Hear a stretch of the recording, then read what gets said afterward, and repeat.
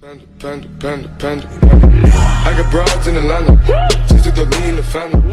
Credit cards and the scammers. Yes, well, look what happened. Good, when we'll get back to Nellie Bowles, because I want to return to that. But, you know, one of the things that was really interesting to watch in Vancouver, I just had 2 discussions with Sam Harris, and the discussion was set up from a promotional perspective by a promoter who was doing his job as a kind of a combat situation, right? There was going to be a victory. It would be Sam or me in the final analysis. But versus, it actually... Versus, yeah, right, versus, right, yeah. right. And so, but what happened was that Sam and I actually had a discussion where we were trying to lay out our points, to understand each other's points, and we set this up. It was one of Brett's ideas, actually, because Brett, your brother, moderated.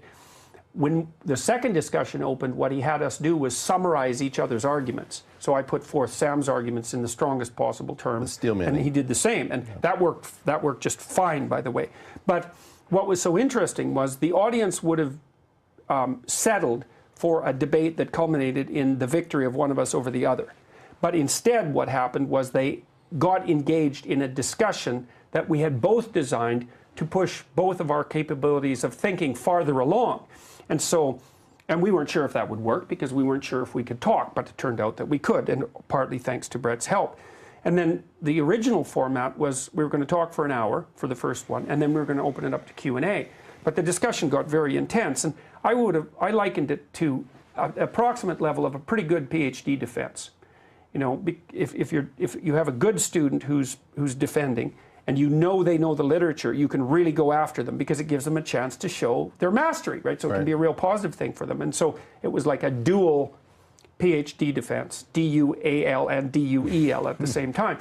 But the audience was right there with us. Right. And then at the end of the hour, Brett asked them, should we switch to the Q&A or should we continue the discussion? Because we're in the middle of something. And overwhelmingly, the sentiment was continue the discussion. And so we did model the process of, I wouldn't say respectful dialogue, because first of all, that's a cliche, and second of all, that wasn't what this was. What we were doing was actually engaging in the process of trying to make both of us smarter than we were. And people are in for that. They're on board for that. And they would prefer that to the cheap victory, by all appearances. So what do you think that says then, if that the audience that was there, and from what I can see with our audiences, that they care more about unlocking some truths than they do about the victory, when we live in a time where everyone wants to dunk on everybody constantly. Well, I keep seeing the phrase pop up, people get you, I dunked on you. Yeah, but that's... Nobody wants it, but they keep shoveling it. No, it's not that nobody wants it. I mean... Well, it's better than being bored, and it's better than stasis, and it's better than capitulation. That's right. But it's not as good as what could be if you got what was optimal. And I see this with my own videos. People keep chopping them up and say, you know, Peterson demolishes, you know, and obviously that's clickbait. But that was also one of the things that made me think about the degeneration of journalism per se into clickbait. I mean, that's emerging spontaneously on YouTube as a method for attracting attention.